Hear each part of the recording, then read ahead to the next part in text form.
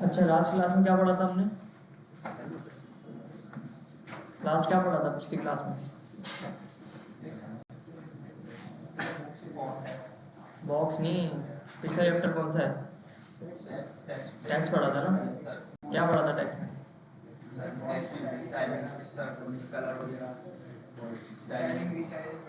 Styling हो गई, sizing हो गई, टेक्स्ट की अलाइनमेंट हो गई, स्पेसिंग हो गई, और सूडो एलिमेंट भी पढ़े थे।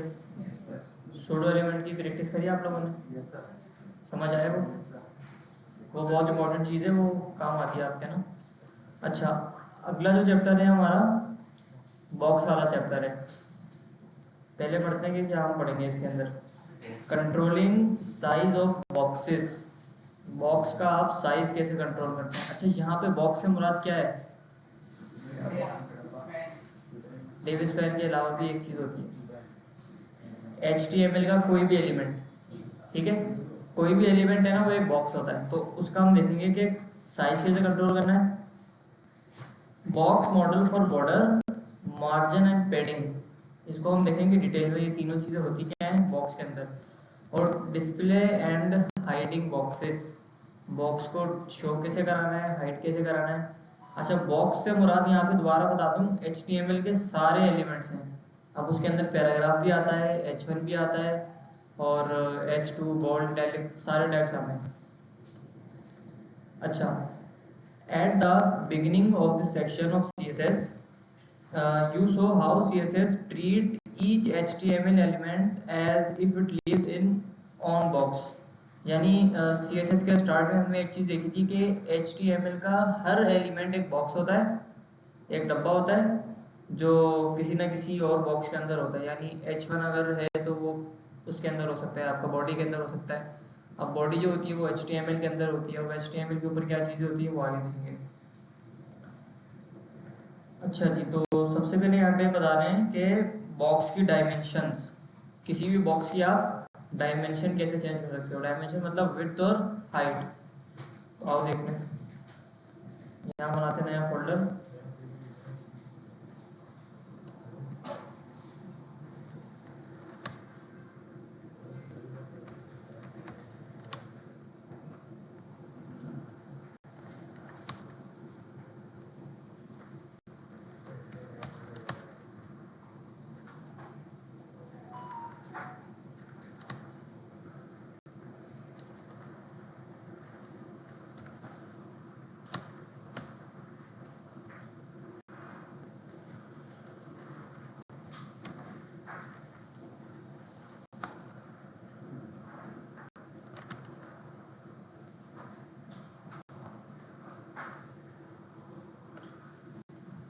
अच्छा जी, तो यहाँ मैंने क्या किया कि सबसे पहले HTML लिख ली, और यहाँ पे लगा दूँ लिंक।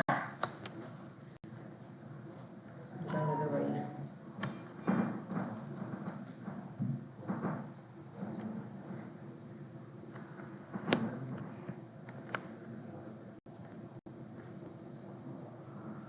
हाँ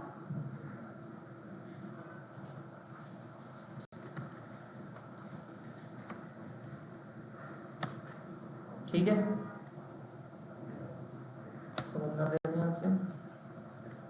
चलो ठीक है, बॉक्स आ गया यहाँ पे। अब ऐसा करते हैं कि इस बॉक्स को ना कोई स्टाइलिंग दे दें। अच्छा, बॉक्स के नाम पे यहाँ पे लिखते हैं चैप्टर बॉक्स। बॉक्स का चैप्टर है हमारा।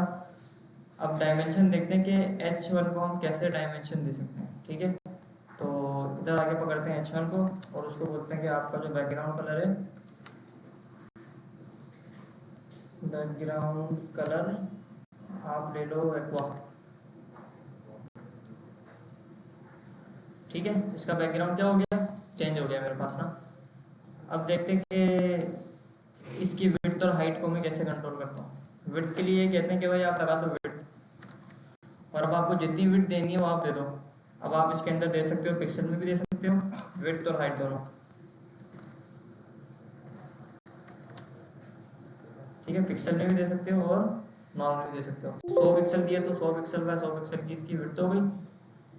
और इसको बढ़ाते हैं थोड़ा सा, इसको करते हैं 200, देखो बढ़ गई, ठीक है। तो इस तरह से आप विड्थ और कंट्रोल कर सकते हो, हाइट को भी कंट्रोल कर सकते हो किसी भी एलिमेंट को ना। इसको ना थोड़ा सा और आसान करते हैं।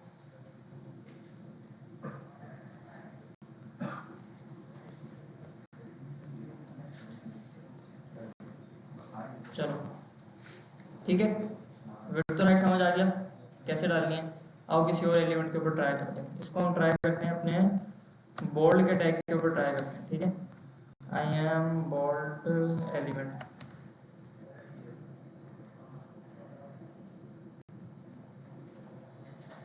ठीक है, बोल्ड आ गया नीचे, और यहाँ पे आके थोड़ा सा ना इसको ऊपर करते हैं BR लगा के।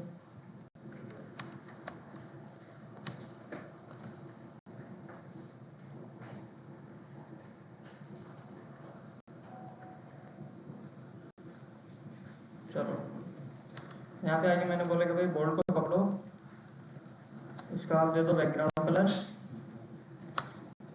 Background colour. चलो भाई सजेशन दे दे,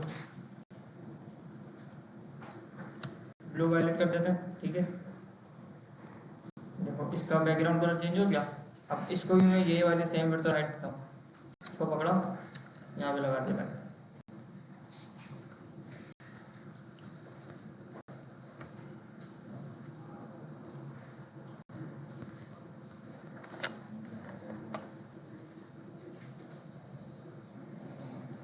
चलो भाई क्या मसला है तुम्हारा?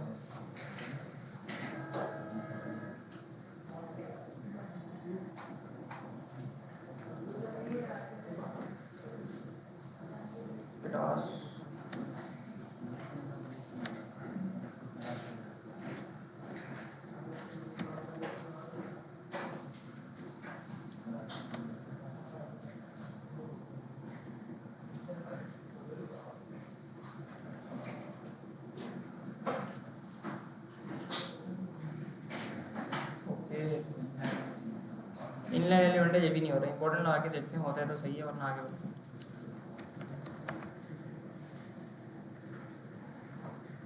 इंपॉर्टेंट ब्लू वायलेट नहीं हो रहा भाई, इसका अलग मसला। इसको देखेंगे भी क्यों चेंज नहीं हो रहा ना, आगे बुक के अंदर बताया। तो विड्थ और हाइट देना आगे सबको, विड्थ और हाइट देना आगे सबको। अच्छा, विड्थ और हाइट के बाद एक और चीज़ है हमारे पास, यहाँ पे बता रहे हैं कि यहाँ पे उन्होंने दी हुई है विड्थ और हाइट। ठीक है, पैराग्राफ को भी दी हुई है और एक बॉक्स को उन्होंने दी हुई है। यार विड्थ और हाइट डिफरेंट जगहों पे डिफरेंट देते हैं, पिक्सल में भी देते हैं और EM के अंदर भी देते हैं। अब वो EM में कहाँ देनी है, पिक्सल में कहाँ देनी है, वो आगे देखेंगे लेआउट वाले चैप्टर में। अच्छा, लिमिटिंग विड्थ, मिन विड्थ और मैक्स विड्थ। किसी एलिमेंट को आपको ये बताना है कि आपकी जो कम से कम विड्थ है वो इतनी होनी चाहिए, इससे कम आप नहीं ले सकते, और ज़्यादा से ज़्यादा इतनी होनी चाहिए, इससे ज़्यादा आप नहीं जा सकते। तो उस केस में हम इस्तेमाल करते हैं मिन विड्थ और मैक्स विड्थ का। आओ देखते हैं इसको कैसे इस्तेमाल करना है। यहाँ पे बनाते हैं एक और एलिमेंट, जिसको बोलता हूँ मैं आपको एक अदद H3 का टैग, और आई एम हेडिंग 3। ठीक है, हेडिंग 3 आ गई यहाँ पे, और इधर आगे पकड़ते हैं H3 को, उसको बोलते हैं बैकग्राउंड कलर आप ले लो पिंक ले लो। और मिन विड्थ कम से कम आपने लेनी है भाई 100 पिक्सल, 100 नहीं 200 पिक्सल ले लो, 200 से कम आप नहीं जा सकते। और मैक्स विड्थ आप ले लो 300 पिक्सल, 300 से आगे आप नहीं जा सकते। तो ये क्या करेगा, इसको इसके अंदर ही लिमिट कर देगा। ठीक है, अच्छा ये वाली चीज़ का कोई एक्सपेरिमेंट अभी हम कर नहीं सकते, इसको देखो छोटा करते हैं। अच्छा कर सकते, देखो ये 300 पिक्सल यहाँ तक था। ठीक है, ये देखो इसको मैंने बड़ा करा, कितना 300 से आगे नहीं बढ़ रहा है ना, 300 से आगे ये नहीं बढ़ रहा। अब मैं इसको और छोटा करता हूँ। अब देखो 300 से जैसी मेरी वो छोटी हुई है ना विड्थ, ये छोटा होने लगा, क्योंकि इसको मैंने बोला कि भाई 300 से 200 के दरमियान आप ले सकते हो। अब इसको भी 200 तक लेके जाऊंगा ना, इसको और छोटा करते हैं। अब 200 के ऊपर आके ये रुक जाएगा। ठीक है, ऊपर हमने 200 दी हुई है, नीचे भी हमने 200 इसको लिमिट करा हुआ है। अब इसको और छोटा करते हैं, देखो अब आगे नहीं जा रहा, देख रहे हो। अब ये 200 से कम विड्थ नहीं दे रहा। इसको हमने बोला कि भाई आपकी जो मिन विड्थ है ना वो 200 है। अभी 200 से कम नहीं दे रहा है। इसको बोलते हैं यार आप ऐसा करो भाई, आप ले लो 100, कम से कम 100, ज़्यादा से ज़्यादा 300, थोड़ा सा और कम करते हैं, देखो अब इससे कम हो जाएगा ये, ठीक है। और अभी 100 के ऊपर आके मुझे बोलेगा कि भाई बस, अच्छा ये है ही इतना, 150 करते हैं इसको, 180, ठीक है, 180 पे आके रुक गया ये। अब इससे छोटा ये विंडो पूरी हो नहीं सकती है, वरना हम करते हैं इसको ना आगे। तो मिन विड्थ और मैक्स विड्थ का ये काम है, ठीक है। अच्छा, इसी तरह से हमारे पास होती है एक मिन हाइट और मैक्स हाइट, उसका भी सेम ही काम होता है, कम से कम इतनी हाइट लेनी है और ज़्यादा से ज़्यादा इतनी हाइट लेनी है। तो आओ देते हैं इसको। मैंने बोला भाई मिन हाइट आप ले लो, आपकी जो कम से कम हाइट रहेगी वो रहेगी भाई 200 पिक्सल, और जो ज़्यादा से ज़्यादा आपकी हाइट होगी, ज़्यादा से ज़्यादा जो आपकी हाइट होगी वो आप ले लो भाई 400 पिक्सल, ठीक है। तो देखो इसने 400 पिक्सल ले ली क्योंकि 400 पिक्सल की जगह उसके पास मौजूद थी, ठीक है। अच्छा, अब इसको छोटा छोटा हम नहीं कर सकते क्योंकि हॉरिजॉन्टल में है स्क्रॉल आ जाता है, ठीक है ना। हॉरिजॉन्टल में क्या आ जाता है हमारे पास, स्क्रॉल आ जाता है। अच्छा जी, तो ये हमने देखा कि मिन हाइट और मैक्स हाइट को हमने कैसे इस्तेमाल करना है, ठीक है। अच्छा, आगे हम इसको और इस्तेमाल करेंगे जब हम प्रोजेक्ट वगैरह के ऊपर जाएंगे ना, तो अभी के लिए आप लोग इसके बस प्रैक्टिस कर लेना, बाकी इसको एक्सपेरिमेंट के तौर के ऊपर बाद में देखेंगे। अच्छा, यहाँ पे देख लिया मिन विड्थ और मैक्स विड्थ, और मिन हाइट और मैक्स हाइट हमने देख लिया, ठीक है। ये क्लियर है सबको? अच्छा, इसके बाद है हमारे पास ओवरफ्लोइंग कंटेंट, कि भाई आपका जो कंटेंट है वो ओवरफ्लो हो या ना हो, कैसे होगा वो देखते हैं अभी ना। अच्छा, इधर देख लें सब। अच्छा, आवाज़ नहीं करिएगा आप लोग ना, शूटिंग हो रही है इधर। ओवरफ्लोइंग कंटेंट, ठीक है, अगला हमारा टॉपिक है ओवरफ्लो कंटेंट। अच्छा, ये बताओ कि ओवरफ्लो बोलते किसको हैं, उर्दू में इसकी क्या मीनिंग होगी? हद से ज़्यादा भरना, फ्लो होके वो ओवर हो जाए, यानी ओवर पहले हो जाए फिर उसमें से फ्लो होने लगी चीज़ ना, तो वो वाली एक चीज़ है। अब उसको देखते हैं। सबसे पहले मैंने बनाया कंटेनर, और इसको देते हैं क्लास। मैंने बोला भाई आपकी क्लास है कंटेनर, ठीक है। कंटेनर को आके मैंने बोला कि आप ऐसा करो भाई, विड्थ आप ले लो 100%, जितनी भी विड्थ है ना आपके पेरेंट के पास 100% ले लो। और मैं इसको एक हाइट दे देता हूँ, मैं कहता हूँ कि हाइट आप ले लो भाई 200 पिक्सल, ठीक है।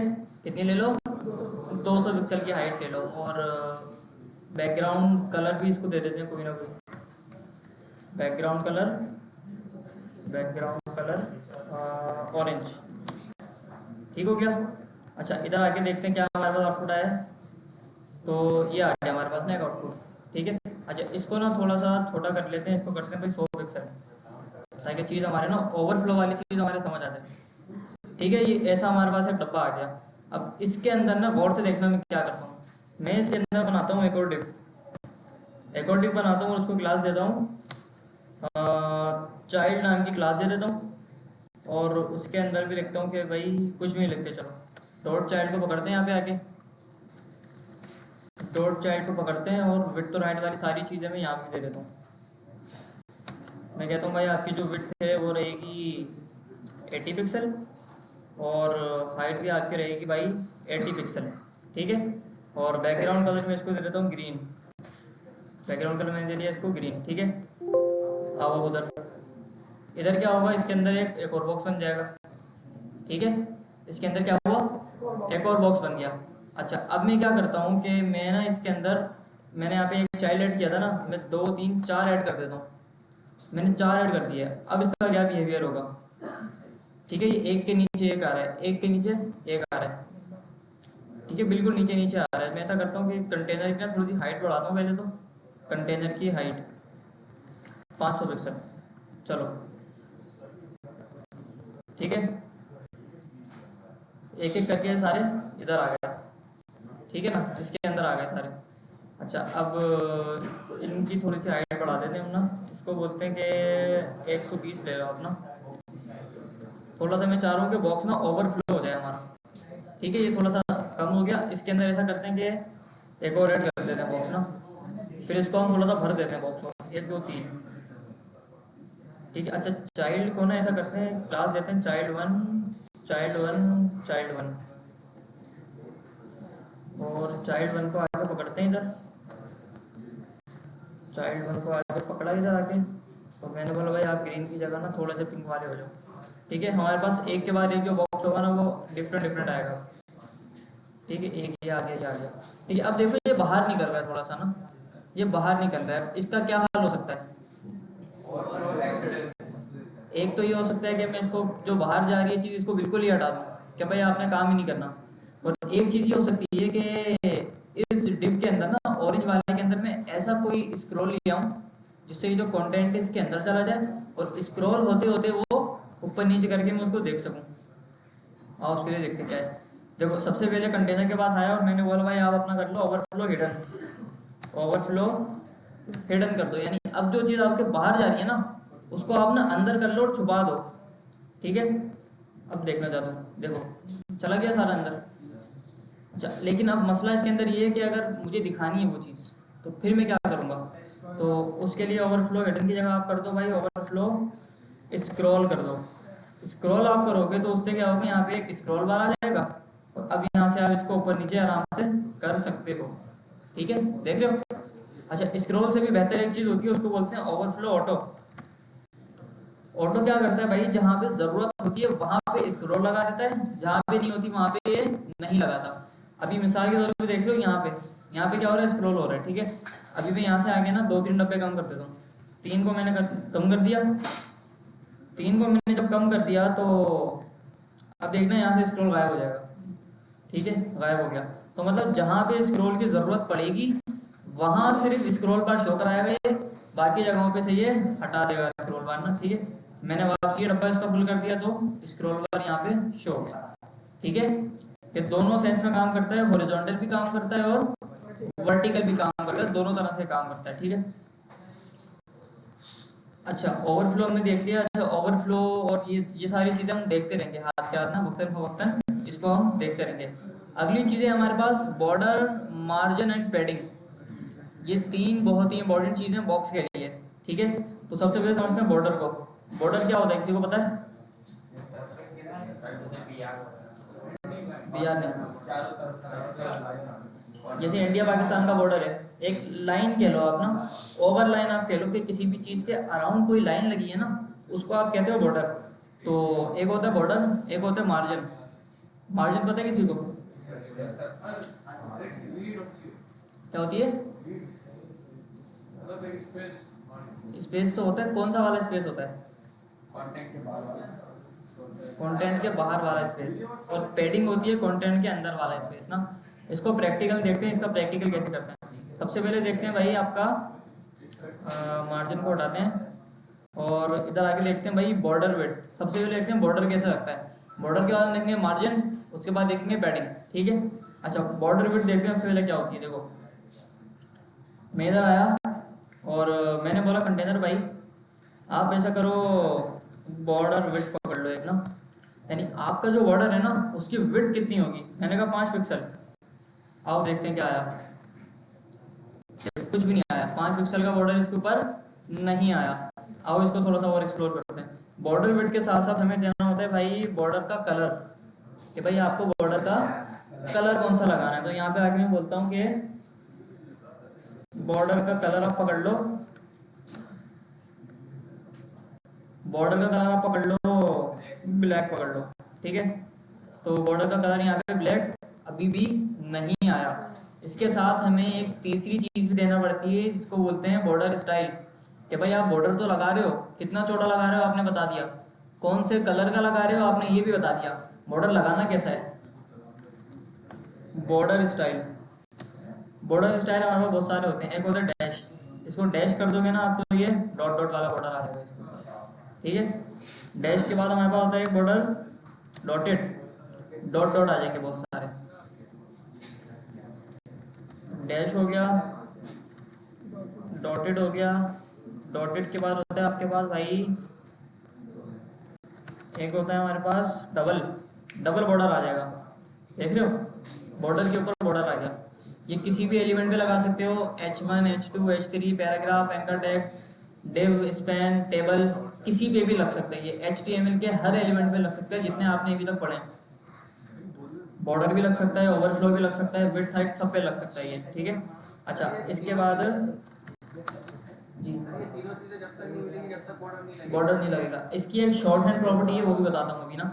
अच्छा इसके बाद एक ग्रुप वाला बॉर्डर। ग्रुप वाले बॉर्डर के अंदर क्या होता है, बिल्कुल एक ना अजीब सा कोई बॉर्डर आ गया, इसको हटा दो।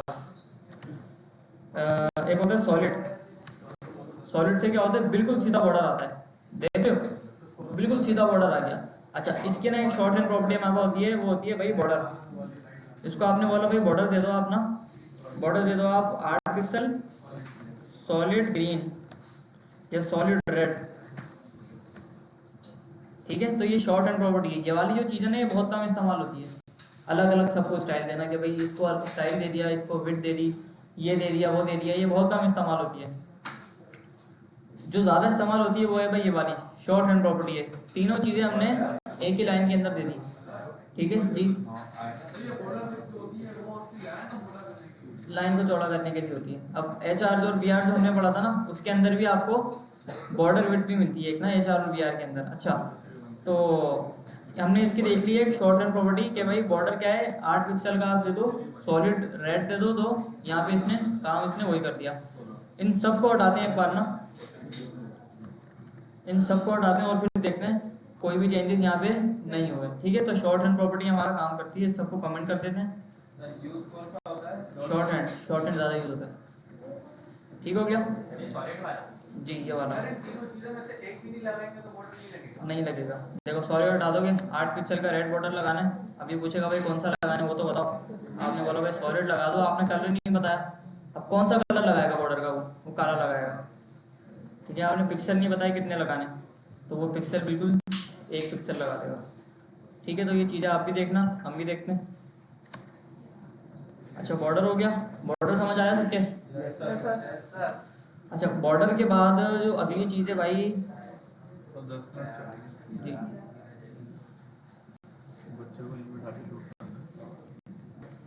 रिकॉर्डिंग में देखना तो भी देखना। अच्छा भाई बॉर्डर विड्थ हम देख रहे थे ना, बॉर्डर विड्थ नहीं नहीं यार देख तो दीदी, बॉर्डर देख रहे थे हम। बॉर्डर ओवरफ्लो पे थे या बॉर्डर देख रहे थे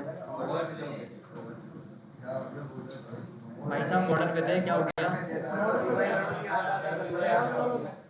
ओवरफ्लो पढ़ लिया हमने, रिकॉर्ड हो गया, वो देखना बाद में। अच्छा जी तो बॉर्डर में भी यही सारी चीज़ थी कि बॉर्डर के शॉर्ट हैंड प्रॉपर्टी आप दे दें और ऐसे करके आप इसको बॉर्डर भी लगा सकते हो, ठीक है। एक बार गो थ्रू कर लेते हैं सारी चीज़ें। हमने क्या पढ़ा आज? हमने पढ़ा विड्थ और हाइट कैसे देते हैं, ठीक है। मिन विड्थ और मिन हाइट कैसे देते हैं, कम से कम आपने कितनी विड्थ लेनी है, ज़्यादा से ज़्यादा कितनी विड्थ लेनी है, उससे ज़्यादा आपने नहीं जाना।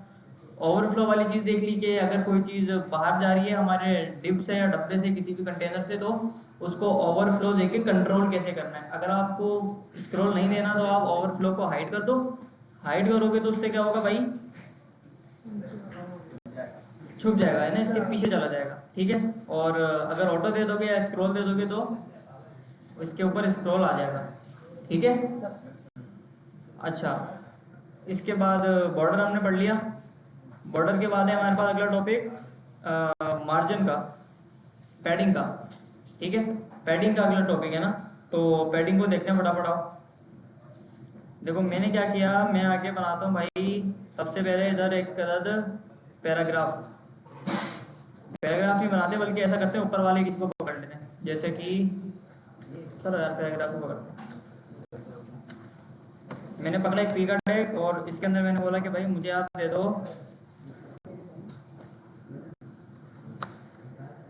50।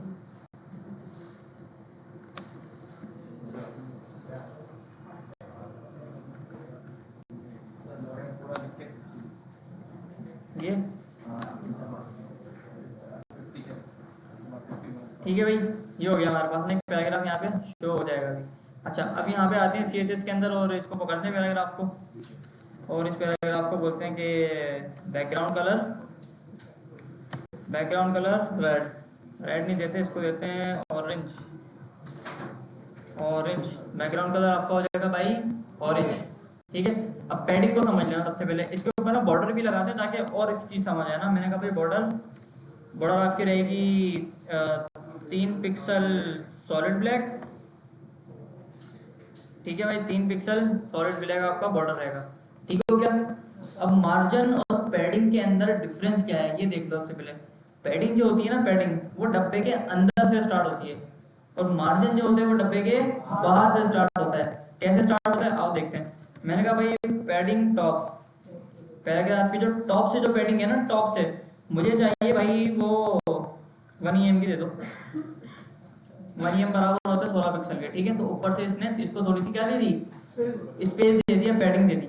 मैं बोलता हूँ भाई आप ऐसा करो कि पैडिंग को बॉटम से दे दो 2 EM, तो ये क्या करेगा, नीचे से ज़्यादा दे देगा और ऊपर से इसने कम दे दी, ठीक है। अच्छा, इसी तरह से राइट और लेफ्ट भी होता है, पैडिंग राइट और पैडिंग लेफ्ट, ठीक है। ये चार तरह से आप चारों डायरेक्शन के अंदर बंदे को क्या दे सकते हो, पैडिंग दे सकते हो। देखो कितना अच्छा लग रहा है। एक ही स्टेटमेंट में भी दे सकते हैं। इस सबको हटाते हैं और एक ही स्टेटमेंट के अंदर बोलते हैं भाई आप सिर्फ पैडिंग ले लो, पैडिंग ले लो। अब पैडिंग के अंदर जैसे हम यहाँ पे एक एक दे रहे थे ना, अब यहाँ पे आपको देनी पड़ेंगी 4 प्रॉपर्टीज ना, 4 प्रॉपर्टीज। और ये 4 प्रॉपर्टीज काम कैसे करती हैं, ये करती हैं भाई क्लॉकवाइज। यानी सबसे पहले जो आप प्रॉपर्टी दोगे वो टॉप के ऊपर लगेगी। मैं बोलता हूँ इसको 1 EM, ठीक है। अच्छा, अगर आपने इसको गौर से सुनना, अगर आपने एक ही बात दिया है ना पैडिंग 1 EM, तो चारों जगहों पे एक ही लगेगी, ठीक है। मैंने लिखा भाई पैडिंग 40 पिक्सल, तो ऊपर नीचे दाएं बाएं चारों जगह पे बराबर पैडिंग लगी है, ठीक है, बराबर लगी है। अच्छा, अगर मैं यहाँ पे 2 वैल्यूज दूं, अगर यहाँ पे मैं कितनी दूं, 2 देता हूँ, अगर मैं दूसरी देता हूँ भाई 20 पिक्सल, तो अब ये क्या होगा कि जो पहली वाली जो है ना ये ऊपर और नीचे लग जाएगी, और दूसरी वाली ये राइट और लेफ्ट पे चली जाएगी, ठीक है। अच्छा, अगर आपको चारों की अलग अलग देनी है तो चारों की अलग अलग दे दो, 30 पिक्सल 50 पिक्सल। 3 का आइडिया नहीं है यार, 3 पे क्या होता है वो देखते हैं। 3 पे कुछ नहीं होगा, 4 पे क्या हुआ भाई, इसने क्या किया, टॉप राइट बॉटम लेफ्ट, ठीक है। पहली जो वैल्यू है वो टॉप पे लगाती है, दूसरी जो है वो राइट पे लगाती है, तीसरी जो है वो बॉटम पे लगाती है, और चौथी लेफ्ट पे लगाती है। जो घड़ी घूमती है ना 12 1 2 3 ऐसे करके घूमती है ना इस तरफ, तो ये भी बिल्कुल उसी तरह से काम करता है। ये देखो, ये ऊपर, फिर घड़ी इधर आती है तो इधर की पैडिंग, फिर नीचे आती है तो इधर की पैडिंग, और उधर आती है तो उधर की पैडिंग, ठीक है। समझ आई पैडिंग। पैडिंग जो होती है वो बॉर्डर के अंदर, बॉक्स के अंदर होती है। बिल्कुल सेम काम आपके पास भाई साहब मार्जिन का भी होता है ना। मार्जिन क्या होता है, वो बॉक्स के बाहर होता है, देते हैं मार्जिन। मैंने बोला भाई अच्छा, मार्जिन के अंदर भी वही चीजें होती हैं, आप दे सकते हो मार्जिन टॉप एमडी से होता है क्या, मार्जिन टॉप आप दे दो इसको 40 पिक्सल, तो ऊपर से थोड़ा सा ये नीचे आके ऊपर से थोड़ी सी जगह ले आएगा एक्स्ट्रा, ये ना देख लो इधर। पहले कैसा था, ये पहले बिल्कुल ऊपर ही चिपका हुआ था, अब क्या करेगा, थोड़ा सा नीचे आ जाएगा 40 पिक्सल, ठीक है। इसी तरह से आप दे सकते हो इसको मार्जिन राइट 40 पिक्सल, या फिर 50 पिक्सल, 45 पिक्सल दे देते हैं, और 60 पिक्सल दे देते हैं इसको मार्जिन लेफ्ट, ठीक है। ये थोड़ा सा इधर आ जाएगा, देख रहे हो। इस तरह से मार्जिन कंट्रोल होता है। अब जैसे हमने पैडिंग के अंदर देखा ना, शॉर्ट हैंड प्रॉपर्टी एक ही लाइन के अंदर लिख दो, सेम का वो मार्जिन भी दे सकते हो। मैं बोलता हूँ मार्जिन आप ले लो 100 पिक्सल, तो चारों तरफ से ये 100 पिक्सल ले लेगा, ठीक है। अगर मैं 2 वैल्यूज देता हूँ, मैं बोलता हूँ 100 और 50, तो ऊपर नीचे से 50 और राइट लेफ्ट से 100, ठीक है। ऊपर नीचे से 100 लिया इसने, राइट लेफ्ट से कितने ले लिया, 50 ले लिया। अगर मैं 2 की जगह 4 वैल्यू दे दूँ, मैं बोलता हूँ भाई आपका 200 पिक्सल एक तरफ से रहेगा और 800 पिक्सल एक तरफ से। 800 तो ज़्यादा हो गया भाई, क्या कर रहे हो, 120 एक जगह से रहेगा। तो ये देखो इसने यहाँ पे दे दिया कि भाई 100 पिक्सल टॉप पे लगेगा, 50 पिक्सल राइट पे लगेगा, 200 पिक्सल नीचे और 120 पिक्सल लेफ्ट पे, ठीक है। जब भी इसको देने जाओ तो घड़ी वाला एक बार ऐसे कर लेना, समझ आ जाएगा कहाँ लगेगा, ठीक हो गया। मार्जिन बाय डिफॉल्ट में 0 होती है, मार्जिन भी 0 होती है और पैडिंग भी 0 होती है। कमेंट आउट करें आप मान लीजिए, चलो अब इसमें जो पहले से लगी हुई है ना ऊपर टॉप, ये जो कितनी होती है बाय नहीं सब 0 होता है, सब 0 होता है, सब 0। बॉक्स जो है ना नीचे थोड़ा लेफ्ट साइड, अच्छा ये बॉक्स नहीं, ये तो शायद पैडिंग होती है, ये शायद बॉडी को ये लोग ना पैडिंग देते हैं डिफॉल्ट में थोड़ी सी। नहीं ऊपर जो वाइट वाइट आ रहा है, हाँ ये वाइट वाइट की बात कर रहा हूँ मैं, ये असल में बॉडी की पैडिंग है, नहीं ये मार्जिन है। H1P के ऊपर मार्जिन लगा होता है वाइट फोल्ड ना थोड़ा सा। बाय डिफॉल्ट आता है वो कितना होता है यार वो होता होगा, कितना होता होगा, ये लिखा हुआ आ रहा है ना 16 पिक्सल, ये दिख रहा है यहाँ से।